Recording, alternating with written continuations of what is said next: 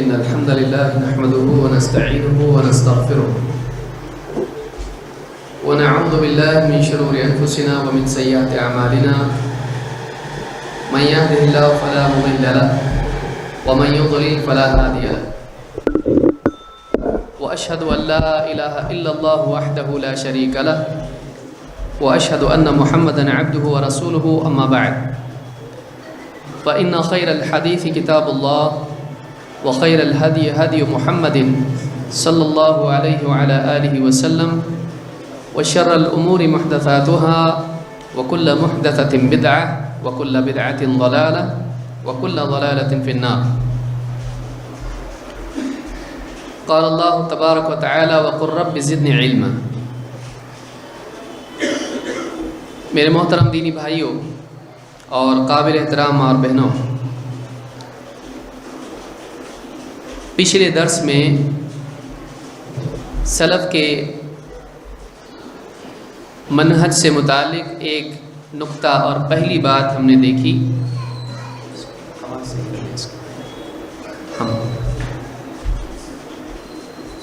وہ یہ تھی کہ سلف کا یہ طریقہ نہیں ہے کہ علم سے پہلے عمل کریں، بلکہ سلف کا طریقہ یہ تھا کہ وہ کسی بھی چیز پر عمل کرنے سے پہلے اس کا علم حاصل کرتے تھے۔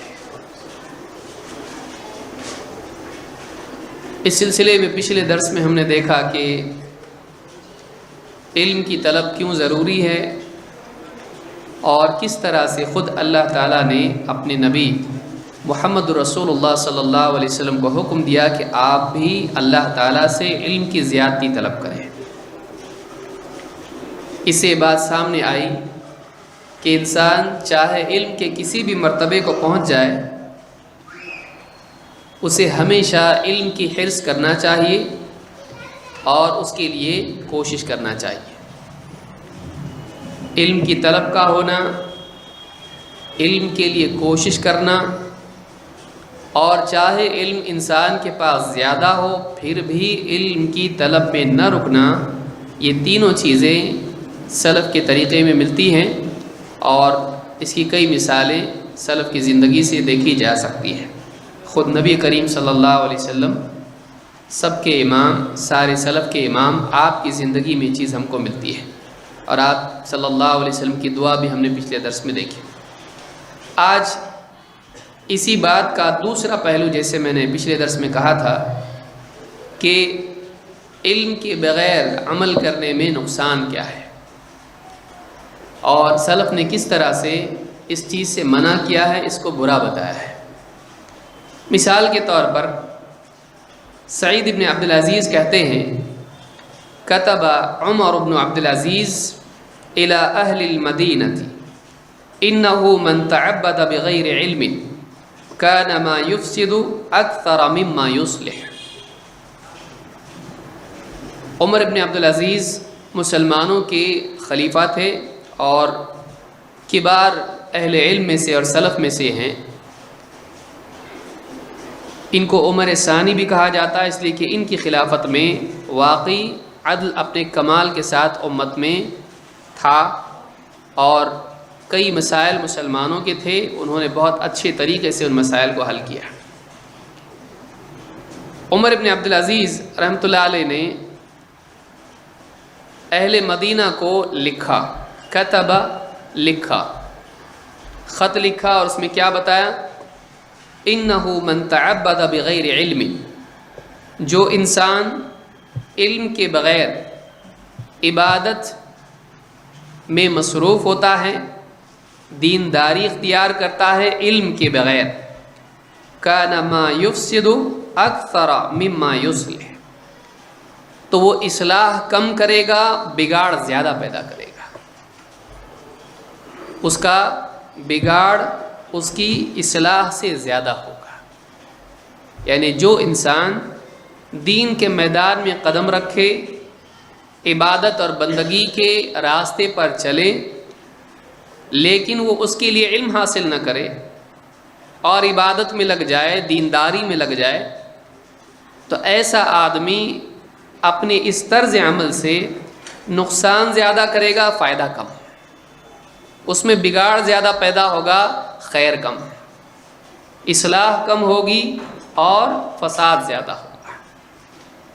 چاہے اس چیز کو آپ عبادت کے اعتبار سے دیکھیں یا معاملات کے اعتبار سے دیکھیں یا اس کو دعوت دین کے اعتبار سے دیکھیں، یہ بات بالکل اپنی جگہ صحیح ہے۔ ایک انسان عبادت دینداری میں نہیں ہے، دین کی طرف آیا، عبادات کا اہتمام اس نے شروع کیا، اس نے سیکھا نہیں غسل کیسے کرتے ہیں، وضو کیسے کرتے ہیں، نماز کیسے پڑھتے ہیں، سیکھا نہیں اور اپنے دل سے عمل کرنا شروع کر دے، تو اس انسان کی عبادات صحیح نہیں ہوں گی۔ کیوں؟ اس لیے کہ اس کے پاس علم نہیں ہے۔ ایسا انسان علم کے بغیر جب عمل کا جذبہ اپنے اندر پا کر عمل کرنے لگے گا تو ایسے انسان کے عمل میں بدعات آ جائیں گی۔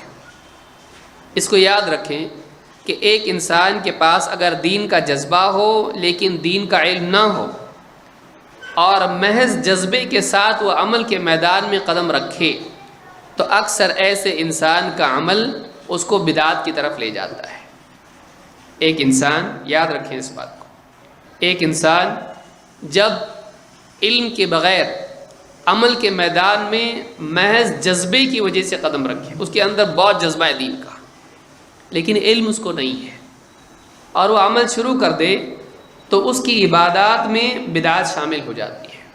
اگر آپ دنیا بھر کے بدعتیوں کو دیکھیں تو آپ کو دکھائی دے گا کہ ان کے پاس جذبہ ہے، علم نہیں ہے، کیونکہ یا تو انسان کے پاس سنت کا علم ہوگا یا پھر اس کے پاس اپنی عقل سے بنایا ہوا کچھ معاملہ ہوگا، اور اسی کا نام بدعت ہے، اسی کو ہوا کہتے ہیں۔ لہٰذا عمر بن عبدالعزیز رحمۃ اللہ علیہ فرماتے ہیں کہ جو انسان علم کے بغیر عبادت گزاری اختیار کرتا ہے اس انسان کے عمل میں فساد زیادہ ہوتا ہے اور صلاح یا اصلاح کم ہوتی ہے۔ اسی طرح سے آپ معاملات کو دیکھیں، ایک آدمی تجارت کے میدان میں قدم رکھتا ہے اور اس انسان کو حلال و حرام اور بیع کے اصولوں کی معلومات نہیں ہے، چاہے وہ بڑے بزنس کو کرے یا چھوٹا، بلکہ جتنا بڑا بزنس اس کا ہوگا اس انسان کی تجارت میں حرام کا شمول زیادہ ہو سکتا ہے۔ وہ ایسی ڈیل کرے گا جو جائز نہیں، وہ ایسی چیزیں خرید و فروخت کرے گا جو ہو سکتا ہے اسلام میں حرام ہو۔ اگر علم نہیں ہے اور اس کے بعد تجارت بڑھ گئی اور پھر آ کے کوئی کہے یہ جو آپ کی تجارت ہے اس میں یہ چیز فلاں چیز حرام ہے، فلاں چیز حرام، اب ایسے انسان کے لیے پھر سے لوٹنا بھی مشکل ہو جاتا ہے۔ پھر ایسا انسان کیا کرتا ہے؟ ایسا فتویٰ تلاش کرتا ہے جو اس کی تجارت کی حلت کی دلیل بن جائے، کہیں نہ کہیں سے کوئی نہ کوئی فتویٰ تو دے گا اس کو۔ اگر وہ پہلے مرحلے میں علم حاصل کر لیتا تو اتنی دور نہیں نکل جاتا کہ واپس آنا مشکل ہو جائے۔ اسی طرح سے آپ دعوت کا میدان دیکھیں، ایک آدمی لوگوں کی اصلاح کا جذبہ اس کے اندر ہے، وہ چاہتا ہے کہ لوگ دیندار بنیں، وہ چاہتا ہے کہ لوگوں کی عقائد صحیح ہوں، وہ چاہتا ہے کہ لوگوں کی زندگی میں نمازیں آئیں، عبادات آئیں، اللہ کا دین آئے۔ لیکن اگر ایسا انسان خود نہیں جانتا ہو کہ دین کیا ہے، ایسا انسان جب لوگوں کے پاس جائے گا، ان سے دین کی بات کرے گا، اپنی عقل سے حلال کو حرام، حق کو باطل، سنت کو بدعت، بدعت کو سنت، اور نہ جانے کتنی غلطیاں کرے گا، سننے والے اس کی بات اس کے جذبے کی وجہ سے قبول کریں گے، جیسا یہ بتائے گا ویسا عمل کریں گے۔ آج دنیا بھر میں آپ دیکھیے، دین کے علم کے بغیر لوگوں کے درمیان دین کی خدمت کرنے والوں کی وجہ سے دین کا کتنا نقصان ہو رہا ہے۔ جتنا نقصان اسلام کے دشمنوں کی وجہ سے ہو رہا ہے اتنا یا اس سے زیادہ تو ہم نہیں کہیں گے، لیکن اسی کے آس پاس نقصان ان لوگوں سے بھی ہو رہا ہے جو اچھے جذبے کے ساتھ، بغیر علم کے ساتھ، بغیر علم کے لوگوں میں دین کی خدمت کر رہے ہیں۔ ایک آدمی کو مقبولیت مل جاتی ہے، اس کے پاس علم نہیں ہوتا ہے، لوگوں کے نزدیک وہ مرجع بن جاتا ہے۔ اب وہ لوگوں کو جو بتاتا ہے، فلاں صاحب نے کہا حلال، فلاں صاحب نے کہا ایسا، اب لوگ اسی سے دلیل پکڑنا شروع کر دیتے ہیں، چاہے اس کی بات صحیح ہو یا نہیں۔ پہلے مرحلے میں اس کے پاس تھوڑا علم تھا، اتنے میں وہ چل گیا، اب وہ مشہور ہونے کے بعد لوگ اس سے اس کی اصل حیثیت سے بڑے مسئلے پوچھنے لگتے ہیں۔ اب کیا ہوتا ہے؟ اب یہاں سے مسئلہ شروع ہوتا ہے۔ مقبولیت کھونا انسان پسند نہیں کرتا۔ مشہور ہونے کے بعد ایک آدمی کرسی سے لے کے بھائی اوپر پہنچ گیا ایک دم، اب آپ اس کو وہاں سے نیچے اتاریں نہیں اترے گا وہ۔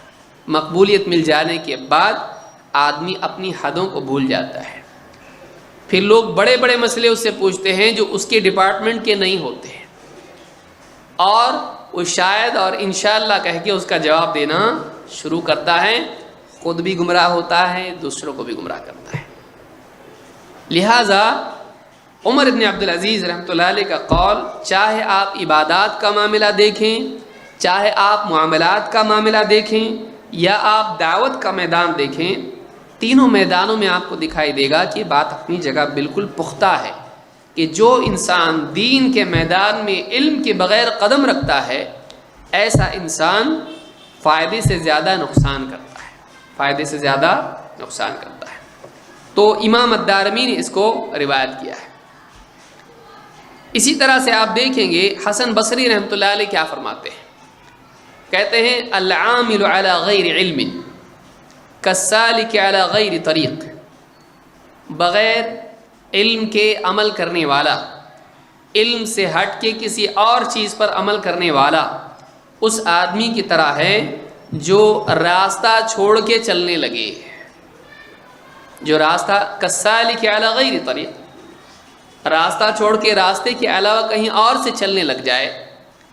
والعامل علی غیر علم، وہ آدمی جو علم سے ہٹ کے عمل کرتا ہے، علم کے بغیر عمل کرتا ہے، ما یفسد اکثر مما یصلح، وہ اصلاح کم کرے گا، فساد زیادہ پیدا کرے گا۔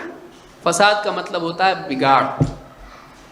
اس آدمی کے عمل میں خیر کم ہوگی، شر زیادہ ہوگا۔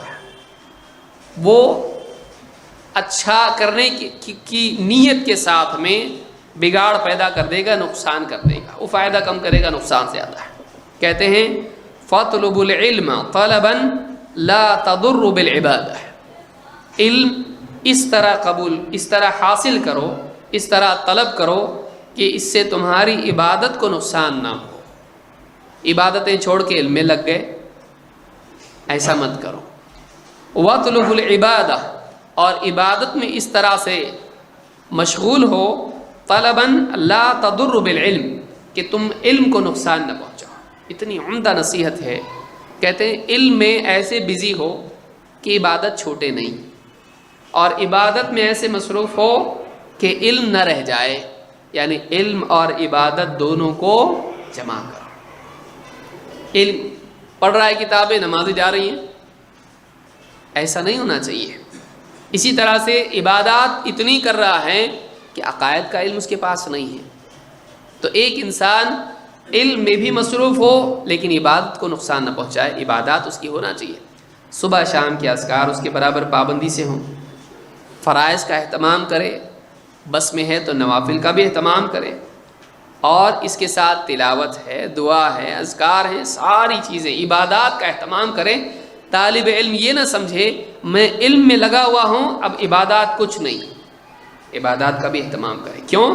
اس کی عبادات کے ذریعے سے اس کے علم میں رونق پیدا ہوتی ہے، اس کے ذکر کے ذریعے سے، اس کی تلاوت، اس کی دعا، اس کے نوافل کے ذریعے سے اس کے علم کے اندر نورانیت پیدا ہوتی ہے، ورنہ اس کا علم یہود کی طرح صرف معلومات بن کے رہ جائے گا، اس کی لذت نہیں ہوگی، بلکہ وہ علم اگر تقویٰ کے بغیر ہوگا اور للہیت کے بغیر ہوگا تو وہ علم خود چال بازی اور مکر بن جائے گا۔ وہی علم پھر وہ راستے نکالے گا اسلام میں چھوٹ کہاں کہاں پہ ہے، وہ راستے نکالے گا اسلام میں فرار کیسے اختیار کر سکتے ہیں، ہیلا بازی میں لگ جائے گا۔ کیوں؟ تقویٰ نہیں اس کے پاس۔ لہٰذا اللہ کی عبادت گزاری کا اہتمام بھی ہو اور علم کی مصروفیت بھی ہو، دونوں جمع ہونا چاہیے، ایک سے دوسرے کو نقصان نہ پہنچائے۔ کہتے ہیں فَإِنَّ قَوْمًا طَلَبُ الْعِبَادَةَ وَتَرَكُ الْعِلْمِ، اس لیے کہ کچھ لوگوں کا حال ایسا ہوا کہ وہ عبادت میں لگے اور انہوں نے علم کو چھوڑ دیا. طلب العبادہ وترک العلم، اشارہ کس کی طرف ہے؟ اشارہ خوارج کی طرف ہے. انہوں نے علم سے زیادہ عبادت کی طرف توجہ دی ہے، انہوں نے علم کو صحیح ذریعے سے حاصل نہیں کیا. فَإِنَّ قَوْمًا طَلَبُ الْعِبَادَةَ وَتَرَكُ الْعِلْمِ، اس لیے کہ آپ دیکھیں حدیث میں اللہ کے نبی صلی اللہ علیہ وسلم نے کیا فرمایا تھا؟ وہ قرآن پڑھیں گے لیکن قرآن ان کے حلق سے آگے نہیں گزرے گا، تلاوت ان کی زندگی میں ہوگی. ان کی نمازیں دیکھ کر تم اپنی نمازوں کو کمتر سمجھو گے، ان کے روزے دیکھ کر تم اپنے روزوں کو حقیر سمجھو گے، یعنی عبادات ان کی زندگی میں ہوگی. لیکن دین کا صحیح فہم جس کو آپ کہتے ہیں تفقہ، ان کی زندگی میں تفقہ نہیں ہوگا، گہرا علم نہیں ہوگا. سطحی علم تو سبھی کے پاس ہوتا ہے، لیکن واقعی دین کا بنیادی علم اور گہرا علم ان کے پاس نہیں ہوگا. تو کہتے ہیں کہ فَإِنَّ قَوْمًا طَلَبُوا الْعِبَادَةَ وَتَرَكُوا الْعِلْمَ حَتَّى خَرَجُوا بِأَسْيَافِهِمْ عَلَى أُمَّةِ مُحَمَّدٍ صلی اللہ علیہ وسلم. تو نوبت یہاں تک پہنچ گئی، ان کا حال یہ ہو گیا کہ امت محمد پر تلوار لے کے نکل پڑے. کون لوگ ہیں یہ؟ خوارج ہیں، کیونکہ ان سے پہلے حسن بصری سے کون لوگ ہیں؟ یہی خوارج ہیں. اور کون سا طبقہ، کون سا فرقہ ہے جو امت محمد پر صحابہ کے خلاف تلوار لے کے کھڑا ہوا؟ یہ خوارج ہے. تو بتا رہے ہیں کہ یہ نوبت کیوں آئی، اس کی اصل بنیاد یہ ہے کہ انہوں نے تفقہ دین میں حاصل نہیں کیا، تفقہ پیدا نہیں کیا، دین کا گہرا علم ان کے پاس نہیں تھا. عبادات کا شوق تھا، وہ اللہ کی عبادت کرنے کی شوقین تھے، ان کے باطن میں شر نہیں تھا اس اعتبار سے کہ ان کی نیتیں اچھی تھی. لیکن اچھی نیت اگر اس کے ساتھ صحیح فہم نہ ہو تو اتنی دور تک بات جا سکتی ہے کہ انسان اہل حق کا دشمن بن کے کھڑا ہو. اس کو یاد رکھیں، اگر انسان کی نیت اچھی ہو لیکن دین کا صحیح شعور اس کے پاس نہ ہو تو نوبت یہاں تک آ سکتی ہے کہ انسان نہ صرف اہل حق کا مخالف ہو، ان کے خلاف تلوار لے کے کھڑا ہو جائے، جنگ کے لیے تیار ہو جائے. یہی خوارج کا ہوا اور یہ قیامت تک ہوگا. وجہ کیا بتلا رہے ہیں؟ علم. فَإِنَّ قَوْمًا طَلَبُوا الْعِبَادَةَ وَتَرَكُوا الْعِلْمَ. لیکن علم کون سا؟ صحابہ والا علم، قرآن و سنت والا علم. قرآن و سنت اور سلف کا فہم ان کے پاس نہیں تھا، اس وجہ سے یہاں تک کہ نوبت آ گئی کہ وہ امت کے دشمن بن گئے. وَلَوْ طَلَبُوا الْعِلْمَ لَمْ يَدُلَّهُمْ عَلَى مَا فَعَلُوا. اگر وہ علم حاصل کرتے تو ان کا علم انہیں اس حرکت تک نہیں لے جاتا جس میں مبتلا ہوئے ہیں، وہ نہیں کرتے جو انہوں نے کیا. یعنی علم نہ ہونے کی وجہ سے یہاں تک نوبت چلی گئی. تو اس سے معلوم ہوتا ہے کہ حسن بصری رحمۃ اللہ علیہ کے نزدیک خوارج کا اصل بگاڑ اور اس کا اصل سبب کیا تھا؟ ان کے پاس دین کا جذبہ تو تھا لیکن ان کے پاس دین کا صحیح علم نہیں تھا. اس سے بات معلوم ہوتی ہے کہ امت کے پہلے فرقے کا بگاڑ علم کی خرابی تھا، علم اس کے پاس صحیح نہیں تھا. اس سے بھی معلوم ہوتا ہے کہ ہم کو اگر گمراہ فرقے میں شامل نہیں ہونا ہے تو ہمارے لیے شروعات کہاں سے ہونا چاہیے؟ علم سے. لیکن کون سا علم؟ قرآن و سنت کا علم جو سلف کے منہج کے مطابق ہو. جامع بیان العلم میں ابن عبد البر نے اس کو نقل کیا ہے. عمر ابن عبد العزیز کون ہیں؟ ابن حجر کہتے ہیں کہ طبقۃ تلی الوسطی من التابعین، تابعین کے طبقہ جو درمیانی طبقہ ہے اس سے جڑے ہوئے طبقے میں یہ تھے، تو تابعین میں سے یہ ہے. چلیے آگے بڑھتے ہیں. اللہ کے رسول صلی اللہ علیہ وسلم نے ایک حدیث میں علم کی اہمیت بیان کی، اور یہ بہت اہم حدیث ہے جو زیادہ معروف نہیں ہے. امام الطبرانی نے مسند الشامیین میں اس کو روایت کیا ہے، اور الصحیحہ میں شیخ الالبانی نے اس حدیث کو نقل کر کے کہا کہ اس کی سند حسن ہے. کیا حدیث ہے؟ اللہ کے رسول صلی اللہ علیہ وسلم فرماتے ہیں اصبحتم فی زمان، تم ایک ایسے زمانے میں ہو کثیر فقہاؤہ، جس کے فقہا دین کی گہری سمجھ رکھنے والے بہت ہیں۔ اس زمانے میں فقہا، فقیہ کی جمع ہے فقیہ، فقیہ کا کیا مطلب ہے؟ فقہ سے بنا ہوا ہے، جیسے میں نے کہا تفقہ، فقہ کا مطلب ہوتا ہے دین کی گہری سمجھ، فقہا فقیہ کی جمع ہے، فقیہ جو دین کی گہری سمجھ رکھتا ہو، صرف یہاں کی معلومات نہیں بلکہ واقعی وہ استنباط کرنے کی استعداد رکھتا ہو قرآن و سنت سے آنے والے مسائل کے لیے۔ تو تم ایسے دور میں ہو، ایسے زمانے میں ہو جس میں فقہا بہت ہیں، کثیر فقہاؤہ قلیل خطباؤہ، اور بیان کرنے والے، خطبہ دینے والے کم ہیں۔ یہاں پر آپ دیکھیں گے فقیہ اور خطیب کا ایک کمپیرزن یہاں پر بتایا جا رہا ہے، بیان بازی کرنے والے اور واقعی ان ڈیپتھ نالج رکھنے والے ہیں۔ آپ کو ملے گا کہ واقعی جو گہرا علم رکھتے ہیں ان میں بیان کا اتنا شوق نہیں ہوتا ہے جتنا کم علم رکھنے والوں کو۔ تو تم ایک ایسے دور میں ہو جس میں بعض یعنی سلف میں قصاص ان کو کہا جاتا ہے، قصہ بازی کرنے والے۔ خطیب لوگوں میں بیان دینے والا، لوگوں کو جمع کر کے ان میں خطبے دینے والا، ان میں اسپیچ دینے والا، لیکچر دینے والا۔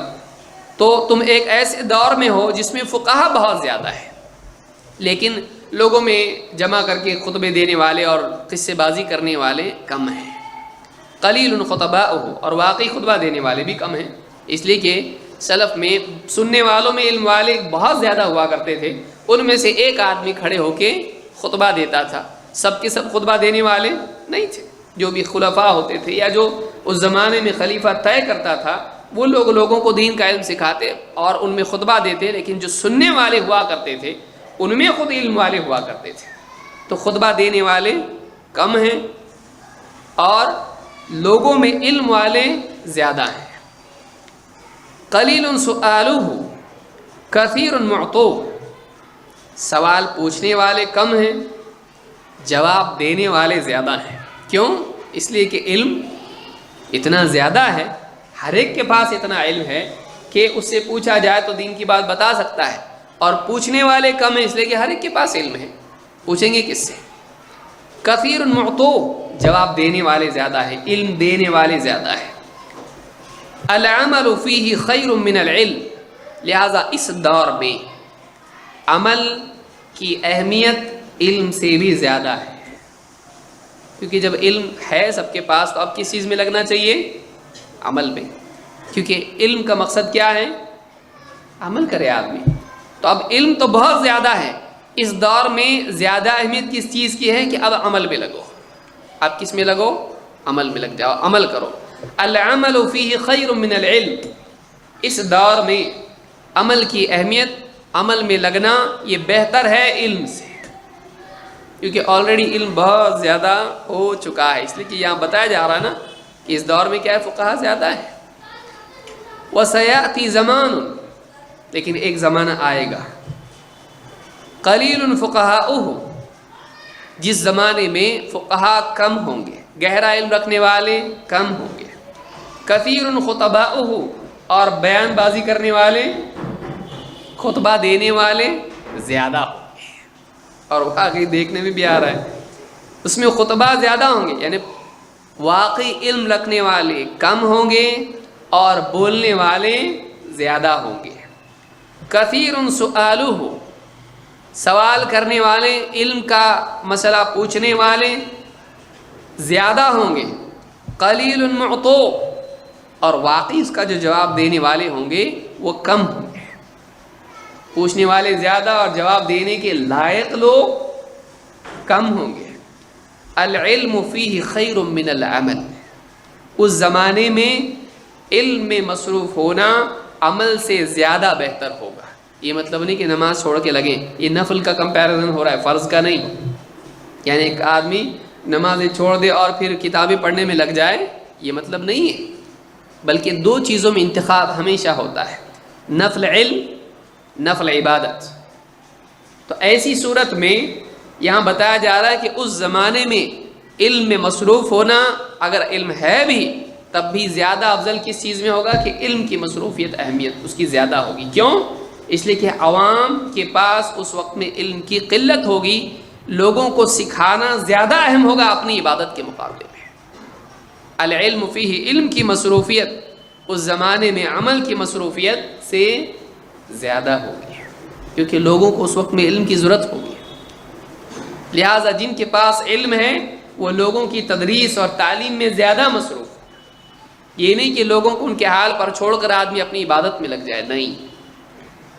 اور اسی طرح سے ایک آدمی اس کے پاس دین کے بنیادی معاملات میں بھی علم نہیں ہے، اب اس کو چھوڑ کر وہ عبادات میں لگ جائے، نہیں۔ اس کو چاہیے کہ وہ عبادات نوافل کی بجائے علم حاصل کرنے میں اپنے وقت کو لگائے۔ سمجھ میں آ رہی بات؟ تو اللہ کے رسول صلی اللہ علیہ وسلم نے بتلایا کہ آخری دور میں العلم فیہ خیر من العمل، آخری دور میں علم کی اہمیت عمل سے زیادہ بڑھ جائے گی۔ کیوں؟ اس کی ایک وجہ یہ بھی ہے کہ آخری دور میں فتنے بڑھ جائیں گے، کنفیوژن بڑھ جائے گا، اور ایک آدمی کی عبادت کنفیوژن کو دور نہیں کرتی ہے۔ جیسے کوئی آدمی کو سمجھ میں نہیں آ رہا تو نماز پڑھ لے، سمجھ میں آ گیا، ایسا نہیں ہوتا نا۔ اللہ نے کیا فرمایا؟ فَاسْأَلُوا أَهْلَ الذِّكْرِ إِن كُنتُمْ لَا تَعْلَمُونَ، جاننے والوں سے پوچھو اگر تم کو نہیں معلوم۔ تو علمی مسائل، عقیدے کا مسئلہ، یا اسی طرح سے حلال و حرام کا مسئلہ، سنت اور بدعات کا مسئلہ، حق اور باطل کا مسئلہ، اگر ایسے مسائل قوم میں بڑھ جائیں، معاشرے کے اندر ایسا کنفیوژن، التباس، اشکالات بڑھ جائیں، ایسے وقت میں آدمی کو چاہیے کہ وہ علم میں مصروف ہو، واقعی صحیح کیا ہے معلوم کرے۔ تو آپ صلی اللہ علیہ وسلم نے آگے آنے والے دور میں فتنوں کی کثرت کی وجہ سے بھی امت کو اس طرف رہبری دی کہ اس دور میں علم میں مصروف ہونا عمل میں مصروف ہونے سے زیادہ بہتر ہوگا۔ فرض عمل تو آدمی کو کرنا ہی ہے مرنے تک، لیکن نوافل کے اعتبار سے یہاں پر بتلایا جا رہا ہے کہ نوافل عبادات میں لگ جائے آدمی، علم چھوڑ دے، نہیں۔ آدمی کو چاہیے کہ وہ علم میں مصروف ہو نفل کے مقابلے میں۔ تو یہ آگے آنے والے دور کے بارے میں اللہ کے نبی صلی اللہ علیہ وسلم نے بتلایا ہے۔ تو اس سے بھی بات معلوم ہوتی ہے کہ علمی مصروفیت اس دور میں بہت زیادہ اہمیت کی حامل ہے۔ نوجوانوں کو خاص طور سے چاہیے کہ وہ علم حاصل کریں اور اپنے اوقات کو علم کے، یعنی واقعی علم کے حاصل کرنے میں لگائیں۔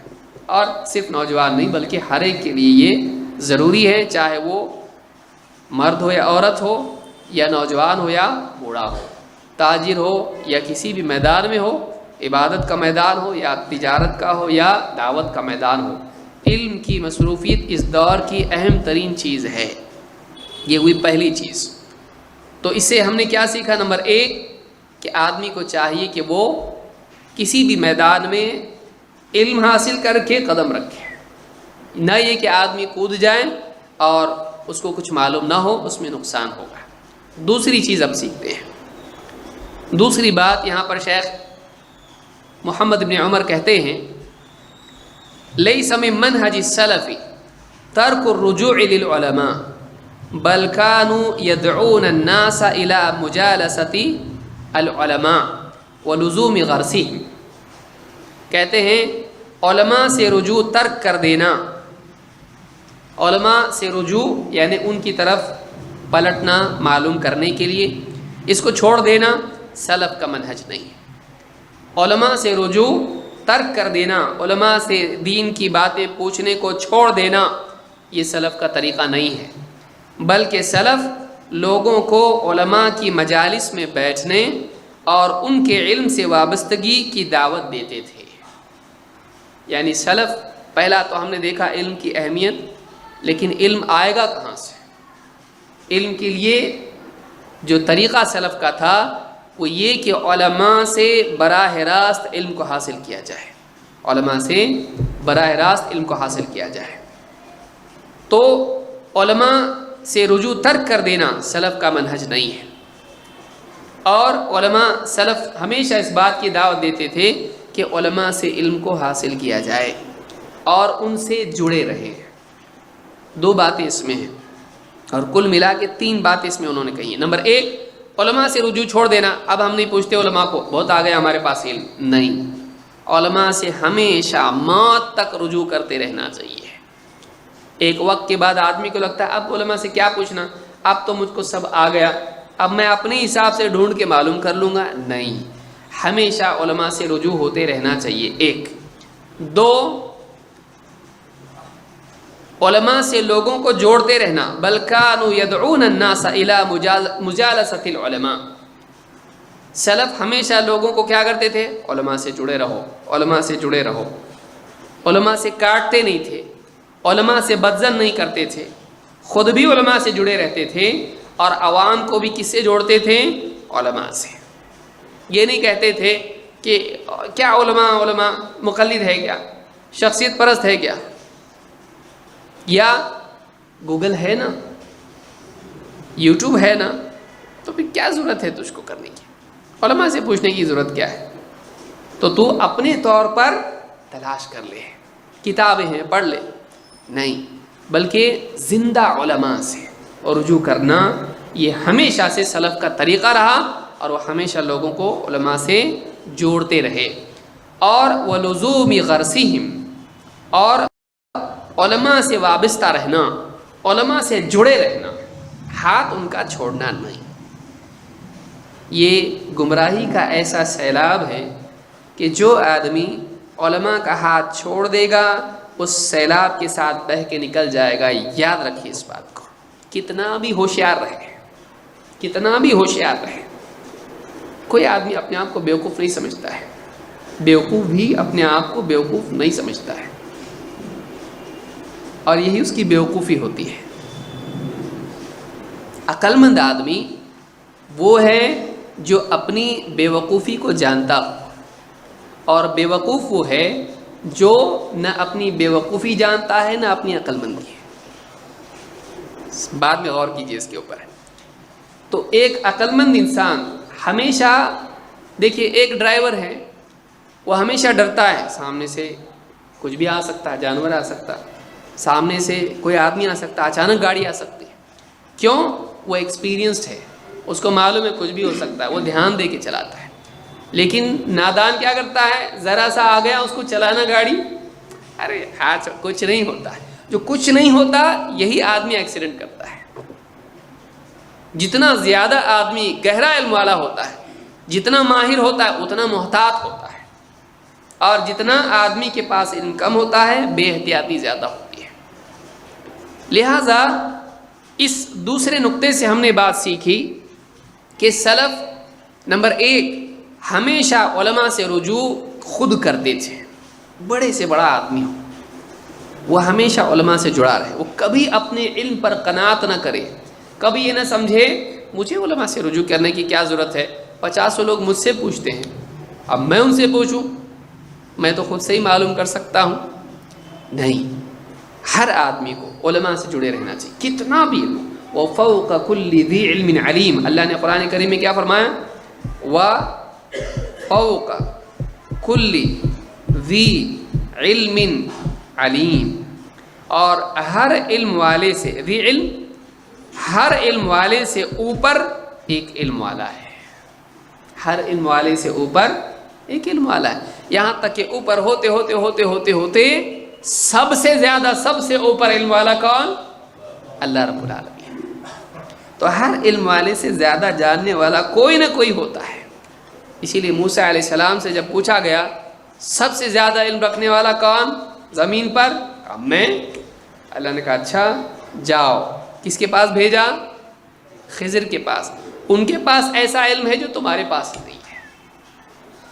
تو اللہ تعالیٰ نے موسیٰ علیہ السلام کو ٹریول کرنے کے لیے کہا، تربیت کی موسیٰ علیہ السلام نے. تم سے زیادہ ایک چیز جاننے والا ہے جو تم کو نہیں معلوم. دنیا میں کوئی آدمی ایسا نہیں جس کو دوسرے سے پوچھنے کی ضرورت نہ ہو، کوئی آدمی ایسا نہیں ہے. اللہ کے نبی محمد عربی صلی اللہ علیہ وسلم، آدمی آیا اور پوچھا اے اللہ کے رسول، ساری زمینوں میں سب سے اچھی زمین اور سب سے بری زمین کون سی؟ احب البلاد الی اللہ اللہ کے نزدیک سب سے پیاری زمین اور سب سے بدترین زمین ناپسندیدہ کون سی؟ آپ صلی اللہ علیہ وسلم نے کیا جواب دیا؟ لا ادری حتی اسأل جبریل، میں نہیں جانتا جب تک کہ میں جبریل سے پوچھ نہ لوں نہیں۔ تو آپ صلی اللہ علیہ وسلم کس سے پوچھتے تھے؟ جبریل سے۔ علمہ شدید القویٰ، مضبوط بازوؤں والے نے اس کو سکھایا ہے۔ اللہ تعالیٰ اپنا علم جبریل کو دیتا، جبریل آتے اور اللہ کے نبی صلی اللہ علیہ وسلم کو وہ بتاتے کہ دیکھیے ایسا ایسا ہے، اور آپ جبریل سے پوچھتے اور اس کے بعد لوگوں کو بتاتے ہیں۔ یہ طریقہ سلف کا، بلکہ خود سلف کے امام محمد رسول اللہ صلی اللہ علیہ وسلم کا ہے۔ لیکن انسان کا تکبر اس کو پوچھنے میں آڑ آ جاتا ہے، آڑ بن جاتا ہے، اور یہیں سے انسان کی بربادی شروع ہو جاتی ہے۔ تو اس میں کئی چیزیں، نمبر ایک علماء سے ٹوٹ جانا، کٹ جانا، یہاں سے گمراہی شروع ہوتی، ایک۔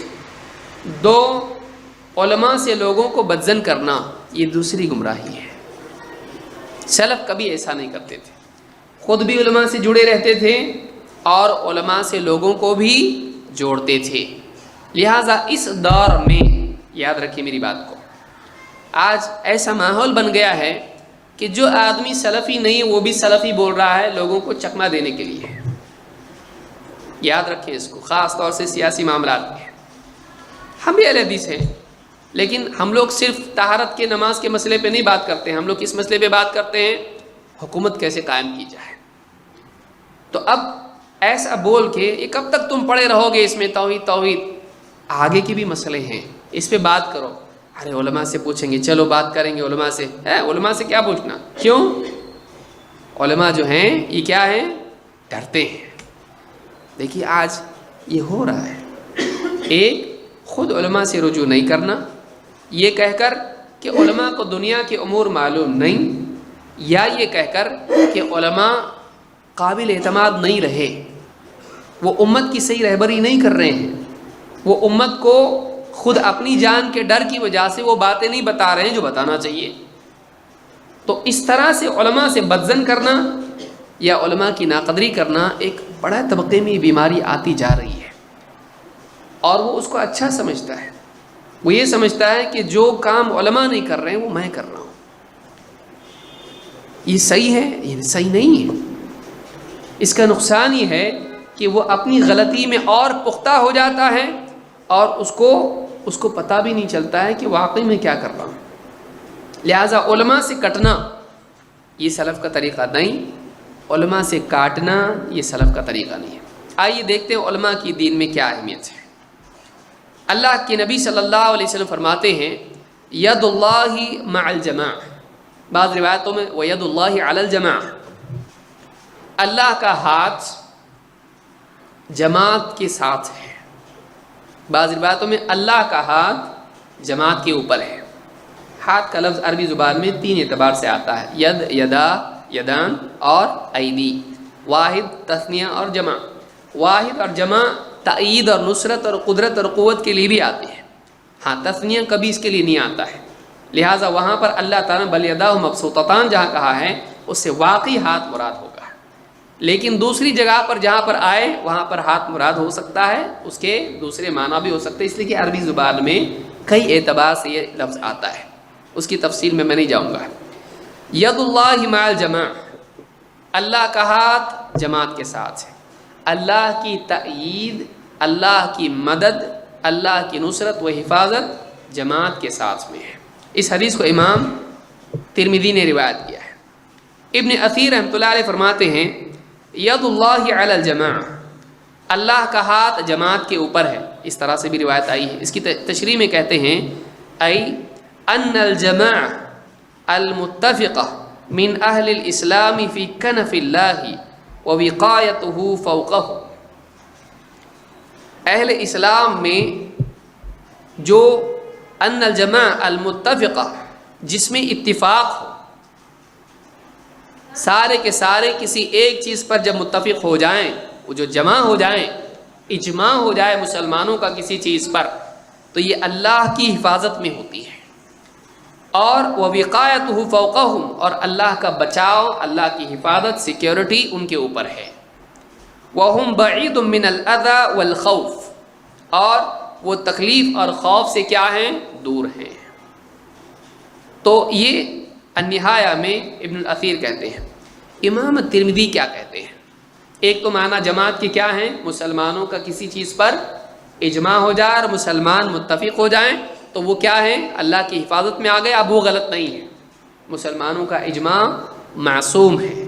مسلمانوں کا کسی چیز پر جمع ہونا، چاہے وہ مسلمانوں کا خلیفہ ہو یا دینی امور میں سے کوئی عقیدے یا فقہ کا معاملہ ہو، مسلمان جب جمع ہو جائیں کسی چیز پر تو وہ چیز حق ہوتی ہے، وہ اللہ کی وقایہ، حفاظت میں ہوتی ہے.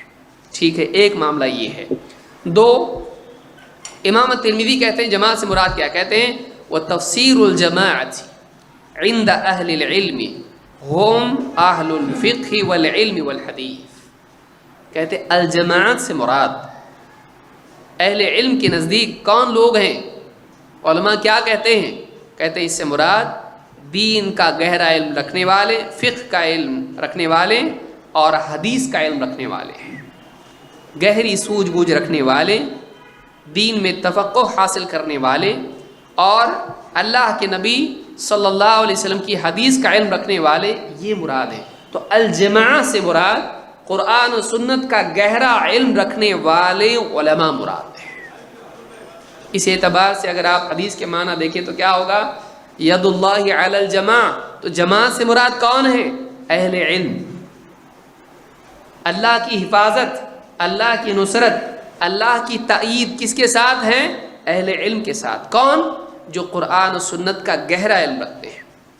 جو قرآن و سنت کا گہرا علم رکھتے ہیں، اللہ کی مدد ان کے ساتھ.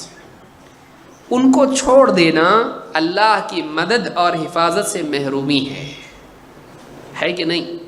اگر اس سے مراد علماء ہے، جیسا کہ امام ترمذی کہہ رہے ہیں کہ علماء سے مراد یہ لیتے ہیں، کیونکہ اگر آپ صرف یعنی صحابہ کو مراد لیں تو بعد والوں کے لیے مدد نہیں اللہ کی، یہ تو عام حدیث ہے، بعد میں بھی ہوگا.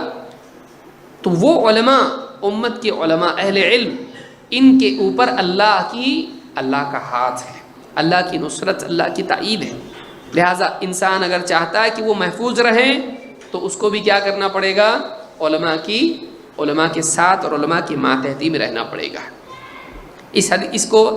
یہ قول امام ترمذی نے اس کو لکھا ہے اپنی سنن میں، سنن الترمذی میں، جامع ترمذی میں.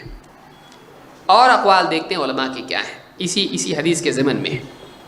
علی بن الحسن فرماتے ہیں سألت عبد اللہ ابن المبارک، میں نے عبداللہ ابن مبارک سے پوچھا.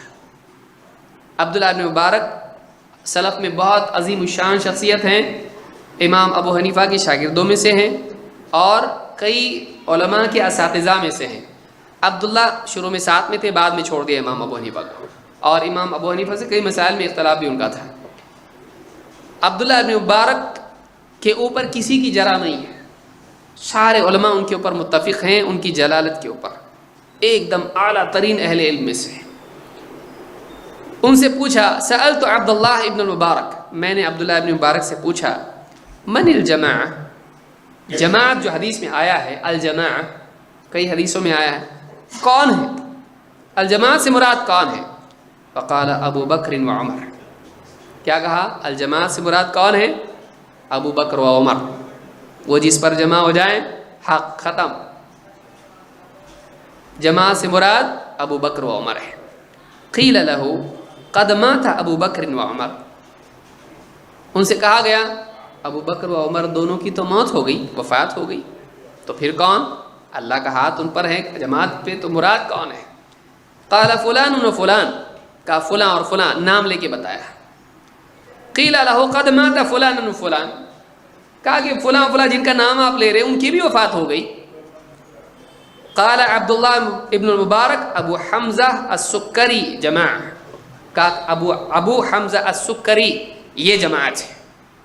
اس دور کے ایک اہل علم میں سے ایک بڑی شخصیت کا، ٹھیک ہے، ان کی وفات ہو گئی نا، تو اس دور میں ابو حمزہ السکری یہ جماعت ہے. تو معلوم ہوا ایک شخص بھی جماعت ہو سکتا ہے. جماعت سے مراد کون ہے؟ اہل علم.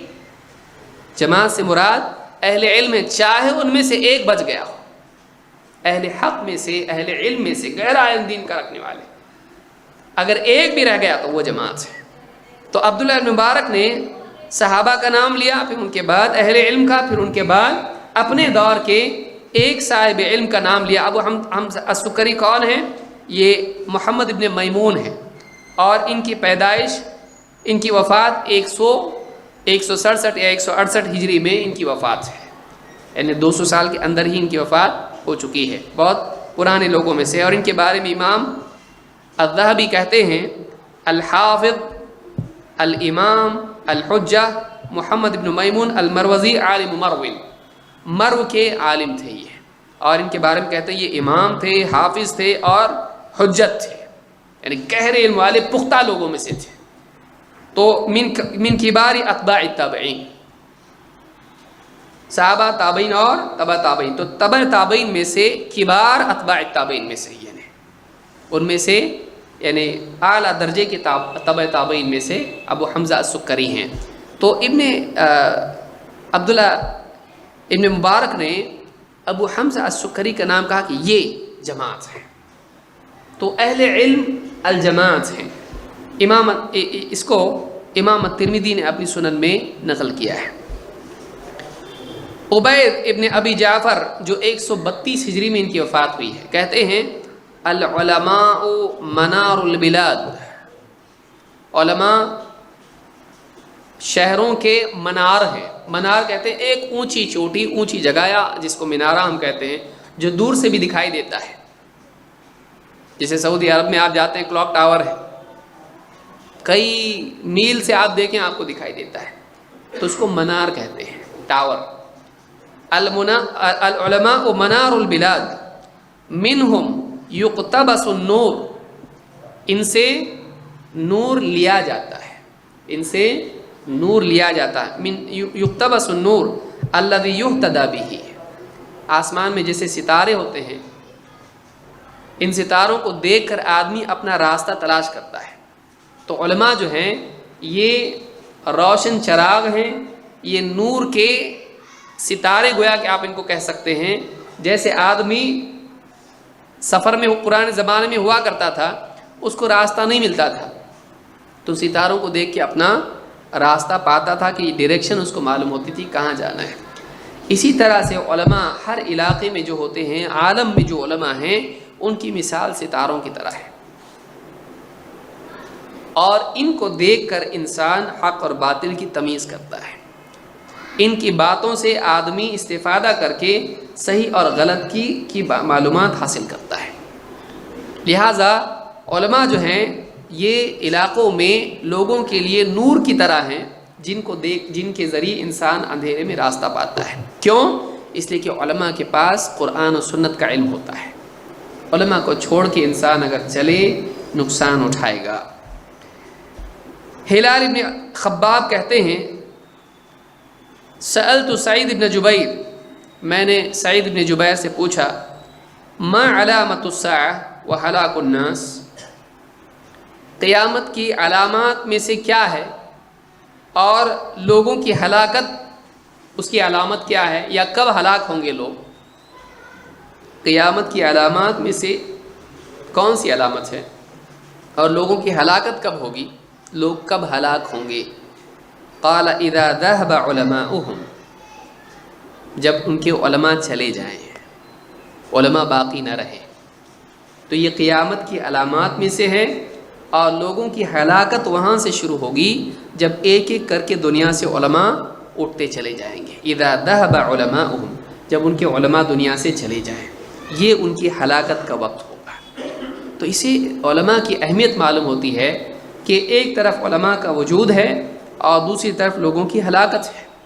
معلوم ہی ہوا کہ علماء کا وجود، قوم میں عالم کا رہنا، یہ قوم کی ہلاکت میں رکاوٹ ہے۔ علماء جب تک دنیا میں ہیں لوگ ہلاک نہیں ہوں گے، گمراہ نہیں ہوں گے، ان کی ہلاکت یہی ہے۔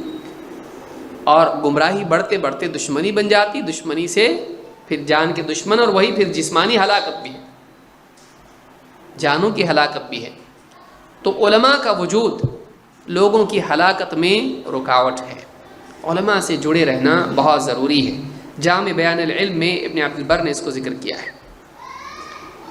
ابو دردہ رضی اللہ عنہ فرماتے ہیں تعلم العلم، تعلم العلم، علم حاصل کرو، قبل ان يقبض العلم، اس سے پہلے کہ علم اٹھا لیا جائے، علم لے لیا جائے، اس سے پہلے کہ علم لے لیا جائے علم حاصل کر لو۔ وَقَبْضُهُ أَن يُذْهَبَ بِأَصْحَابِهِ، اور علم کا اٹھایا جانا علم والوں کا اٹھایا جانا ہے۔ علم کیسے اٹھایا جائے گا؟ کتابیں غائب ہوگی دنیا کی، دلوں میں آدمی رات کو سو گیا اور صبح اٹھنے کے بعد کچھ بھی یاد نہیں، ایسا نہیں ہوگا۔ ایک ایک کر کے اللہ تعالیٰ دنیا سے علماء کو اٹھائے گا، اور جیسے حدیث میں آ کے لوگ پوچھیں گے لیکن بتانے والا نہیں ہوگا۔ اور پھر کون لوگ ہوں گے؟ جو اپنی عقلوں سے لوگوں کی رہبری کریں گے، ان کے پاس واقعی دین کا علم نہیں ہوگا، اور لوگ ان کے پیچھے چلیں گے اور خود بھی گمراہ ہوں گے، دوسروں کو بھی گمراہ کریں گے۔ کہتے ہیں تعلم العلم قبل ان يقبض العلم، علم کے اٹھائے جانے سے پہلے علم کو حاصل کرو۔ اور علم کا اٹھایا جانا یہ ہے کہ علم والوں کو اٹھا لیا جائے، یعنی علماء کی موت ہو۔ بڑے بڑے علماء ایک ایک کر کے دنیا سے جا رہے ہیں۔ العالم والمتعلم شریکان فی الخیر، عالم اور اس سے علم سیکھنے والا، متعلم طالب علم، دونوں بھی خیر میں شریک ہوتے ہیں۔ سکھانے والے کو سکھانے کا ثواب ملتا ہے، سیکھنے والے کو سیکھنے کا ثواب ملتا ہے، اور دونوں کے علم میں مصروف ہونے کی وجہ سے علم زندہ رہتا ہے، علم تازہ رہتا ہے۔ وسائر الناس لا خیر فیہم، صحابی ہیں ابو الدرداء، کہہ رہے ہیں کہ عالم اور طالب علم دونوں اجر میں خیر میں شریک رہتے ہیں، لیکن ان کے علاوہ جو لوگ ہیں کہ نہ وہ عالم ہو نہ طالب علم ہو، وسائر الناس لا خیر فیہم، اور ان دو کے علاوہ جو لوگ ہیں ان میں کوئی بھلائی نہیں ہے۔ اس لیے غور کریں ہماری حیثیت کیا ہے۔ ہم یا تو سیکھنے والوں میں شامل رہیں یا تو سکھانے والوں میں۔ علم ہے تو سکھائیں، اور کسی چیز کا علم نہیں ہے تو سیکھیں۔ سیکھنے سکھانے میں اگر مشغول آدمی نہیں ہے، دونوں چیزیں چھوڑ دیتا ہے، وہ خیر سے محروم ہو جاتا ہے۔ وسائر الناس، ان کے علاوہ جو ہیں، حدیث میں تو ملعون بھی کہا گیا اس کو، الدنیا ملعونہ وملعون ما فیہا الا ذکر اللہ وما والاہ او عالم او متعلم۔ تو یہ وسائر الناس لا خیر فیہم ان اغنى الناس رجل عالم، لوگوں میں سب سے زیادہ مالدار یا غنی جو محتاج نہیں ہے وہ کون ہے؟ رجل عالم، علم والا انسان۔ افتقر الى علمه فنفع من افتقر الیہ، جب لوگوں کو اس کے علم کی ضرورت پیش آتی ہے تو جو بھی محتاج ہے اس کو اپنے علم سے فائدہ پہنچاتا ہے۔ لوگوں میں سب سے زیادہ مالدار کون ہے؟ جس کے پاس دنیا ہو، زیور ہو، سونا چاندی، اور جس کے پاس نوٹ ہو نہیں۔ لوگوں میں سب سے زیادہ مالدار اور غنی وہ ہے جس کے پاس علم ہو،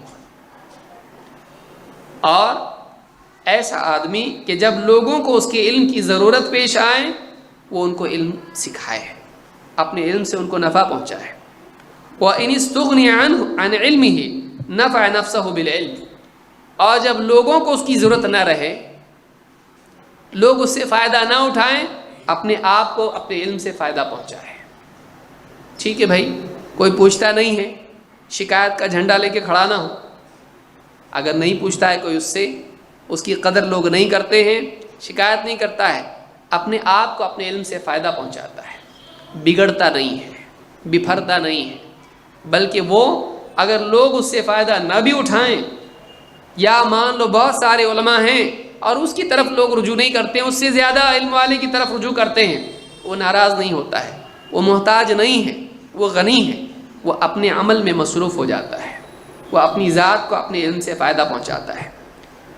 الذی وضع اللہ عز وجل عندہ، جو اللہ نے اس کو علم دیا ہے اس سے خود فائدہ اٹھاتا ہے۔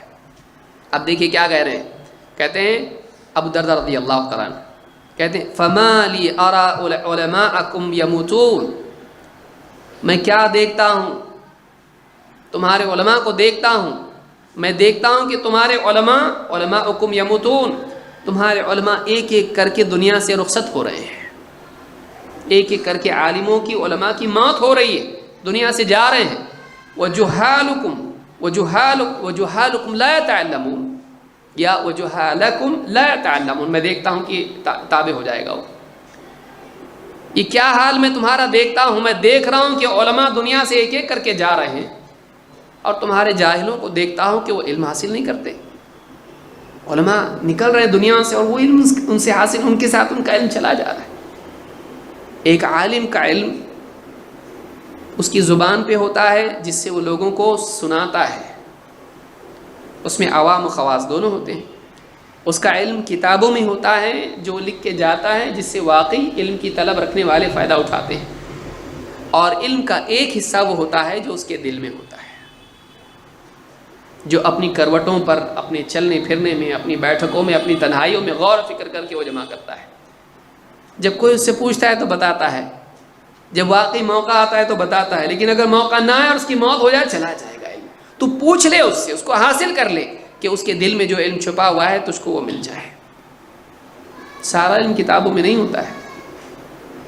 علماء جو غور و فکر کرتے ہیں اور اس کے بعد استنباط کر کے بتاتے ہیں، وہ علم بھی ہوتا ہے۔ اگر تم نے وہ لے لیا تو لے لیا، ورنہ دنیا سے چلے جائیں گے۔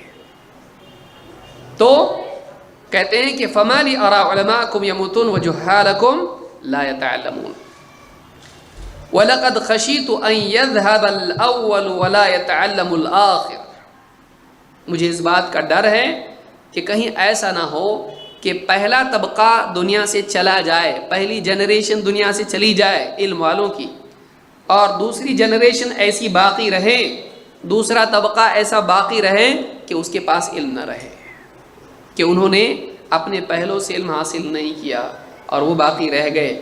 کہیں ایسا نہ ہو جائے۔ یہ صحابہ کے دور میں ڈانٹ رہے ہیں، آج سوچیے کتنی ضرورت ہے، حالانکہ اس زمانے میں علم والے بہت تھے۔ کہہ رہے ہیں کہ مجھے ڈر ہے کہ کہیں پہلا گروہ دنیا سے چلا نہ جائے، پہلا طبقہ نہ چلا جائے اور دوسرا علم حاصل نہ کر پائے۔ وَلَوْ أَنَّ الْعَالِمَ طَلَبَ الْعِلْمَ لَازْدَادَ عِلْمًا وَمَا نَقَصَ الْعِلْمُ شَيْئًا، اگر علم والا بھی اگر آدمی ہے، اگر وہ علم مزید حاصل کرتا ہے تو اس کا علم بڑھے گا، اور اس کے علم میں کوئی کمی تو ہونے والی نہیں ہے۔ یہ اس آدمی کی طرف اشارہ ہے جس کے پاس علم ہے اور وہ علمی مجالس میں نہیں آتا ہے، کہتا ہے میں سب معلوم ہے مجھ کو، یہ تم لوگ بچے لوگ ہیں، تم لوگ سیکھو، میں سب پڑھ چکا ہوں۔ بعض اوقات یہ خود علم کے نہ ہونے کی دلیل ہوتا ہے۔ کہہ رہے ہیں کہ وَلَوْ أَنَّ الْعَالِمَ طَلَبَ الْعِلْمِ، اگر ایک عالم ہے وہ علم حاصل کرے، علم کی طلب میں لگے، اس کا علم بڑھے گا، گھٹے گا تو نہیں نا۔ کہ کوئی عالم کہے اب میرا علم کیا ہو گیا، بہت علم میرے پاس ہے، اب اگر میں نے پڑھا تو میرا علم چلا جائے گا، ایسا ہوتا کبھی نہیں۔ علم کی کوئی انتہا نہیں ہے، علم کی کوئی انتہا نہیں ہے۔ خطیب البغدادی جو ہیں بڑے علماء میں سے گزرے ہیں، مشہور ان کا واقعہ ہے، ان کی جب وفات ہوئی تو ان کے سینے پہ کتاب رکھی ہوئی تھی، موت ہو رہی، بیمار ہے، بستر پر، اتنی زندگی علم میں گئی، لیکن جب موت ہوئی تو اس وقت میں سینے پر کتاب تھی ان کے۔ تو یہ سلف کا حال ہے، وہ کبھی علم سے رکتے نہیں تھے۔ جو آدمی علم سے رک جائے یہ اس کی جہالت کی دلیل ہے۔ جو آدمی علم کی ناقدری کرے، علم کی کوئی چیز چھوٹی نہیں ہے، اس کو چھوٹا سمجھنے والا چھوٹا ہے۔ کوئی چیز علم کی چھوٹی نہیں، وہ کب کام آئے گی معلوم نہیں۔ علم کی ہر بات، دین کی کوئی چیز چھوٹی نہیں بھائی، وہ آسمان و زمین سے زیادہ قیمتی ہے۔ علم کی قدر علم کی طلب میں لگاتی ہے۔ علم کی طلب نہیں ہے، کیوں نہیں ہے؟ قدر نہیں ہے علم کی۔ علم کی قدر آدمی کرے گا، علم کی طلب میں لگے گا۔ مال کی طلب میں کب لگتا ہے؟ بچپن میں نہیں، جب جوان ہوتا ہے سمجھ میں آتا مال کیا ہے، پھر مال کی طلب میں لگتا ہے۔ لہٰذا جس چیز کی قدر ہوتی ہے اس چیز کی طلب میں انسان کوشش کرتا ہے، جس چیز کی طلب نہیں ہوتی کوشش نہیں کرتا ہے۔ تو کہتے ہیں وَلَوْ أَنَّ الْجَاهِلَ طَلَبَ الْعِلْمَ لَوَجَدَ الْعِلْمَ قَائِمًا، اور اگر جاہل علم حاصل کرنے کی کوشش کریں وہ علم کو موجود پائے گا، علم کو کھڑا پائے گا، وہ تیرے لیے ویٹ کر رہا ہے، تو جا، وہ ہے تیرے لیے، کہیں بھاگا نہیں، جا اس سے لے علم ہے۔ فما لی اراکم شباعا من الطعام، یہ ہم لوگوں کے بارے میں ہے، فما لی اراکم شباعا من الطعام جیاعا من العلم، کیا حال ہے کہ میں تمہیں دیکھتا ہوں تمہارے پیٹ بھرے ہوئے ہیں اور تم علم سے خالی ہو، شباعا من الطعام، تم کھانے کے بھوکے ہو، اور یعنی کھانے کے اعتبار سے تم کھا پی کے سیر ہو، شباعا، جیاعا من العلم، اور علم کے اعتبار سے تم ایک دم بھوکے ہو، یعنی تم کھانے پینے میں ایک دم پکے ہو، اور کھانے پینے کے اعتبار سے تمہارے اندر حرکت بھی ہے، اور تمہارے پاس خوب کھانے پینے کا معاملہ ہے، لیکن علم میں تم ایک دم بھوکے ہو، تمہارے پاس علم ہی نہیں ہے۔ تو یہ حال تمہارا ہونا نہیں چاہیے۔ علم اتنا انسان حاصل کر لے کہ واقعی اس کی زندگی میں گمراہی نہ شامل ہو سکے۔ لہٰذا یہ جامع بیان العلم میں ابن عبد البر نے اس کو روایت کیا، اس سے معلوم ہوتا ہے کہ صحابہ لوگوں کو ڈانٹتے تھے اور کہتے تھے تم کیا حال ہے کھانے پینے میں لگے اور علم میں نہیں رکھتے، کیا حال ہے تمہارا علماء دنیا سے جا رہے ہیں اور تم علم حاصل نہیں کرتے، کیا حال ہے تمہارا تم اپنے علم پر قناعت کیے ہوئے کہ مجھ کو معلوم ہے اگر علم حاصل کرو گے بڑھے گا، علم گھٹے گا تھوڑی، کیا حال ہے جاہلوں کا بیٹھے ہوئے اور علم حاصل نہیں کرتے، علم موجود ہے لے لو۔ صحابہ لوگوں کو علماء سے جوڑتے، علماء کی قدر، علم کی قدر لوگوں کے دلوں میں پیدا کرنے کی کوشش کرتے ہیں۔ یہ صحابہ کا طرز عمل ہم کو دیکھنے ملتا ہے۔ ابن جمعہ کہتے ہیں قال الشافعی رضی اللہ عنہ، سلف میں سے متفق علیہ شخصیات کے بارے میں ایسا بولنے میں کوئی حرج نہیں ہے، یہ دعا ہے، دعویٰ نہیں ہے، اللہ ان سے راضی ہو۔ ہم کسی کے بھی بارے میں بول سکتے ہیں اللہ تعالیٰ اس سے رضی اللہ عنہم ورضوا عنہ، سب کے لیے اللہ نے کہا ہے جو صحابہ کے نقش قدم پر چلیں، لیکن یہ ہماری طرف سے دعویٰ نہیں ہوتا ہے، کیا ہوتا ہے؟ دعا ہوتی ہے۔ امام شافعی رحمۃ اللہ علیہ فرماتے ہیں من تفقہ من بطون الکتب ضیع الاحکام۔ اب ذرا ایک یہ چیز بھی سیکھ لیں، بعد تو کہتے ہیں بھائی ہم علم حاصل کرتے ہیں لیکن علماء ہی کے پاس جانا ضروری ہے کیا؟ دروس میں آنا ہی ضروری ہے کیا؟ ہم کتابوں سے حاصل کر لیتے ہیں، ہم انٹرنیٹ سے حاصل کر لیتے ہیں، تو ہمارے پاس علم کے وسائل ہیں، ہم اس سے لے لیتے ہیں، علماء سے جڑنا ہمارے لیے ضروری نہیں ہے۔ دوا ہی کا معاملہ ہے نا، ڈاکٹر کے پاس جانا کیا ضروری ہے؟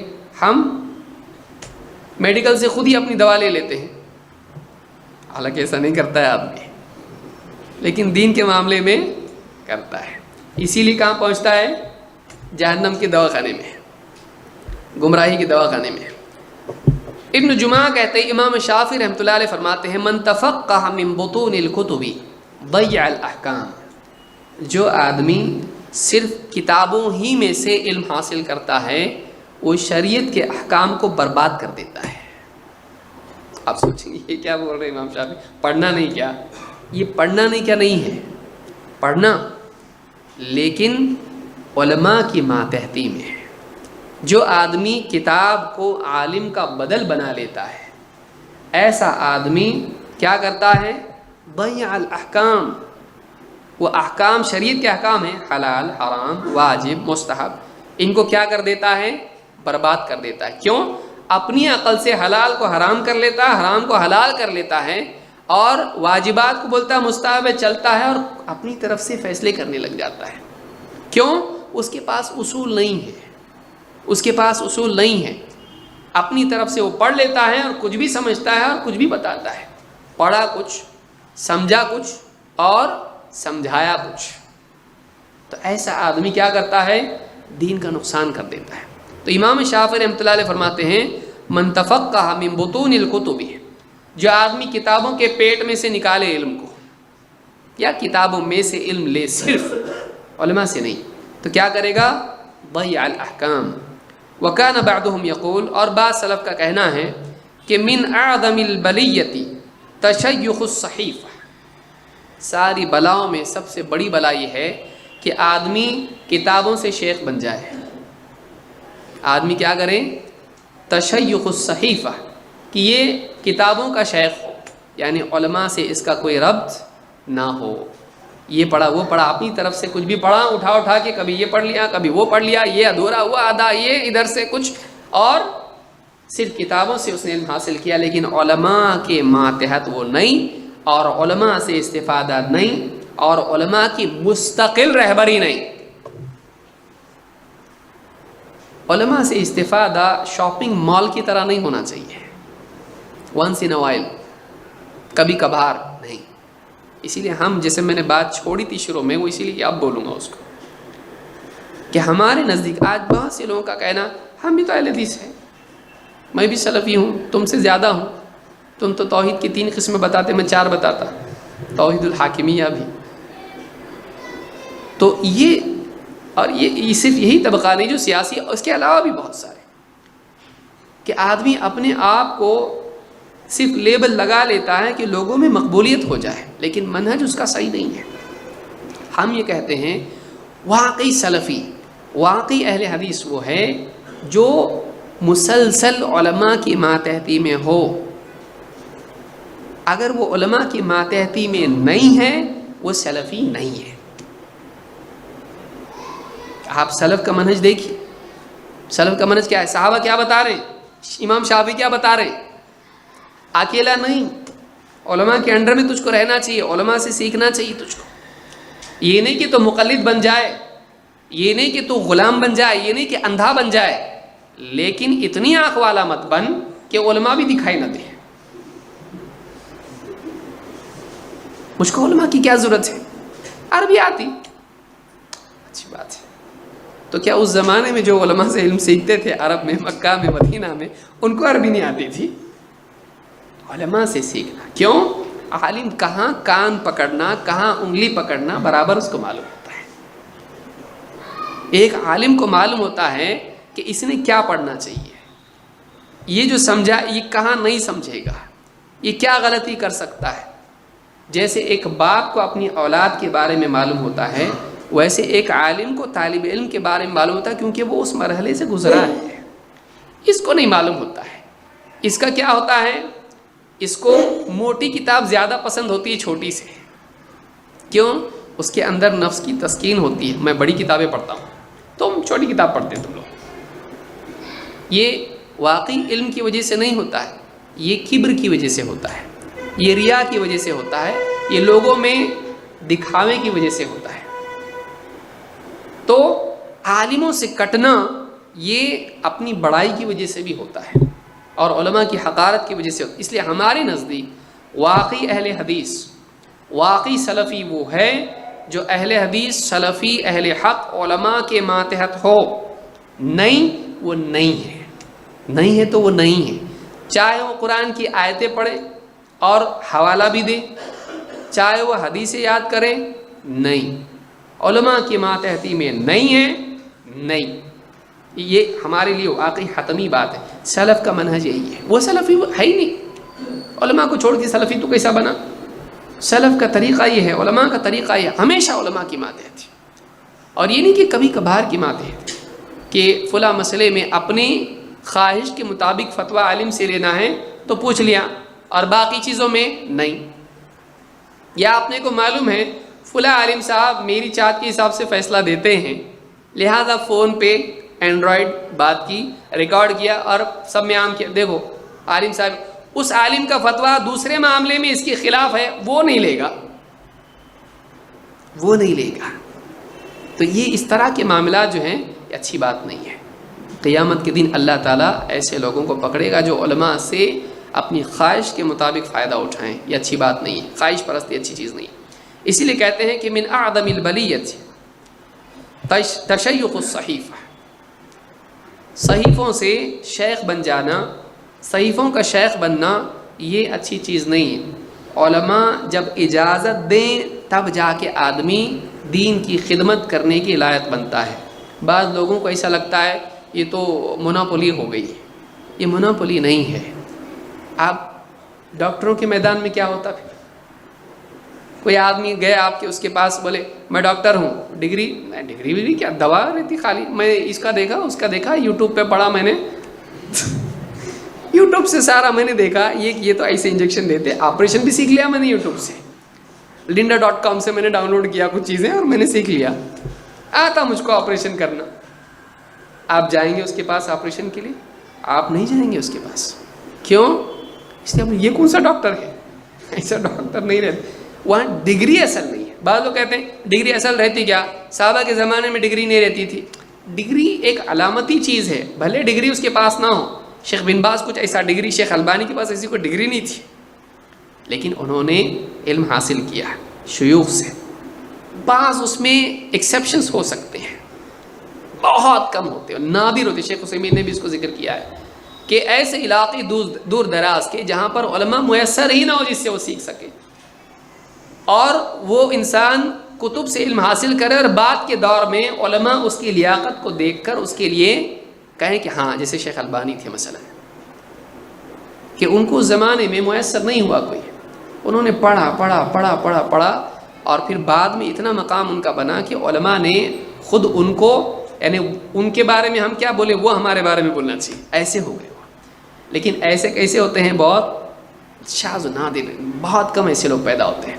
شیخ عثیمین نے بھی حلیت و طالب علم میں اس کی طرف اشارہ کیا ہے، ایسے بہت کم ہوتے ہیں. قاعدہ یہ نہیں ہے، قاعدہ یہ ہے کہ ایک آدمی علماء اس کو میسر ہیں، علماء سے علم حاصل کرے گا. علماء کو چھوڑ کے کتابوں میں جا کے اپنا علم حاصل نہیں کرے گا، اس کو علماء سے علم حاصل کرنا چاہیے. کیوں؟ اس لیے کہ علماء جانتے ہیں کیا آدمی غلطی کر سکتا ہے اور اس کو اس غلطی سے بچا سکتے ہیں. اور جو دیکھیے آپ، یعنی اس کے لیے بہت بڑی آپ کو کورس کرنے کی ضرورت نہیں. جو لوگ علماء سے مربوط نہیں ہوتے ہیں وہ جب دین کی اہم چیزوں میں بات کرنا شروع کرتے ہیں، بلکہ عام چیزوں میں بھی ایسا قول پیش کرتے ہیں جو 1400 سال میں کسی نے پیش نہیں کیا ہے. علماء گھبرا جائیں، کیا بول دیا اس نے، ایسی بات بولتے ہیں، نئی بات ایک دم. کیوں؟ اس لیے کہ ان کو علماء سے علم حاصل کرنے کا شرف حاصل نہیں ہوا. تو گاؤں دیہات میں کوئی آدمی پڑھا بیچارہ، وہ سنتا ہے آڈیو، یہ اس کی بات ہم نہیں کر رہے ہیں، ٹھیک ہے، اس کے لیے جو میسر ہے وہ وہی کر رہا ہے. لیکن انسان اس کے پاس علماء میسر ہوں اور یہ کہے علماء کی ضرورت نہیں، میں گھر پہ بیٹھ کے میرا پڑھ لکھ کے میں بن رہا ہوں، تو یہ آدمی صحیح نہیں ہے، یہ نقصان اٹھائے گا. تذکرۃ السامع والمتکلم میں یہ قول ابن جمعہ نے ذکر کیا ہے. اس کی آخری بات کہہ کے میں اپنی بات کو ختم کر رہا ہوں. امام مجاہد رحمۃ اللہ علیہ فرماتے ہیں آدمی کیوں نہیں علماء کے پاس بیٹھتا؟ وجہ اس کی کیا ہے؟ کہتے ہیں لا يتعلم العلم مستحی ولا مستكبر. مجاہد تابعی ابن عباس کے شاگرد ہیں. کہتے ہیں علم وہ آدمی حاصل نہیں کرتا ہے، ایک تو وہ جو بہت حیا والا ہو، شرماتا ہو، اور دوسرا وہ جو گھمنڈی ہو، متکبر ہو. دو لوگ ہیں جو علمی مجالس میں علماء سے پوچھنے اور علم سے ان کے فائدہ اٹھانے سے محروم رہتے ہیں، اور وہ اس کام میں نہیں آتے ہیں، علم حاصل کرنے میں نہیں لگتے ہیں. کون؟ ایک مستحی، حیا والا، کہ میں پوچھوں گا لوگوں کو معلوم پڑ جائے گا کہ مجھ کو نہیں معلوم، تو نہیں پوچھنا. یا موٹی مثال، تجوید کا علم، پڑھنے آتا نہیں ہے صحیح قرآن، لیکن سیکھنا بھی نہیں ہے. کیوں؟ پول کھل جائے گی، لوگوں کو معلوم پڑے گا اس کو قرآن بھی پڑھنا نہیں ہے. دیکھو الف بات سیکھ رہا ہے، 40 سال کا اگر اب الف بات تا میں لگ گیا یہ، تو کیا ہوگا؟ لوگ دیکھ کے مسکرائیں گے، ہنسیں گے نہیں لیکن مسکرائیں گے اور کہیں خیریت. تو وہ شرمندگی جو ہوگی، وہ شرم مجھ کو نہیں چاہیے. تو شرم آ کر، یا کوئی سوال پوچھ رہا ہے کہ کیا احتلام سے غسل فرض ہو جاتا ہے، اب آدمی شرماتا ہے کہ ایسی باتیں علماء سے پوچھیں گے، لوگ ہنسیں گے، تو شرم کی وجہ سے آدمی علم حاصل نہیں کرتا. یا وہ آدمی جو مستکبر ہے، میں کیوں پوچھوں، میرا سٹیٹس کم ہو جائے گا اگر میں اس سے پوچھوں. تو آدمی اپنے کبر کی وجہ سے علم حاصل نہیں کرتا ہے. لہذا مستحی اور مستکبر یہ دین کا علم حاصل نہیں کرتے ہیں. تھوڑا علم ہونا آدمی کے لیے فتنے کا سبب بن جاتا ہے. آدمی کو چاہیے کہ اتنا علم حاصل کرے جو گمراہی سے اس کو بچائے. دینی مجالس میں آنا یہ تکبر بھی توڑتا ہے. آدمی آتا بیٹھتا چپ، اگرچہ اس کو بعض اوقات معلومات ہوتی ہے، لیکن دینی مجلس میں وہ آتا ہے اور بیٹھتا ہے، دین کی بات سنتا ہے، اللہ اور اس کے رسول کی بات سنتا ہے، اس کا علم بھی بڑھتا ہے. ثواب بھی مجلس کا ملتا ہے، اور اسی کے ساتھ ساتھ اس کا تکبر بھی ٹوٹتا ہے۔ نہیں تو آدمی کو لگتا میں کیوں بیٹھوں، تو آدمی کا گھمنڈ اور بڑھ جاتا ہے اور محروم ہو جاتا ہے۔ علماء کی مجالس میں جانا چاہیے، جو بھی عالم ہے، جو اہل حق علماء ہیں ان کی مجلس میں جانا چاہیے، نہیں جاتا ہے نقصان اس کا ہوگا۔ تو مالک بن انس رحمۃ اللہ علیہ فرماتے ہیں لا ينبغي لأحد يكون عنده العلم ان يترك العلم، انسان کے لیے بالکل مناسب نہیں ہے وہ آدمی جس کے پاس علم ہے وہ علم کو حاصل کرنا چھوڑ دے۔ ایک انسان جس کے پاس علم ہے وہ علم حاصل کرنا چھوڑ دے، یہ بالکل بھی مناسب نہیں ہے، یعنی علم ہے تو بھی علم حاصل کرتے رہنا چاہیے۔ تو یہ جامع بیان العلم میں یہ قول ان کا موجود ہے۔ بہرحال خلاصہ کلام یہ کہ علماء سے جڑنا، علماء سے علم حاصل کرنا، علماء کی تعظیم کرنا، علماء سے لوگوں کو جوڑنا، یہ سلف کا طریقہ رہا ہے۔ مزید اس پر اور انشاءاللہ گفتگو ہم اگلے درس میں کریں گے، اور پھر ایک اور نقطہ ہم دیکھیں گے کہ علم حاصل کرنے میں احتیاط کتنی ہونا چاہیے، یا سب سے علم حاصل کرے آدمی۔ اقول ھذا واستغفر اللہ لی ولکم۔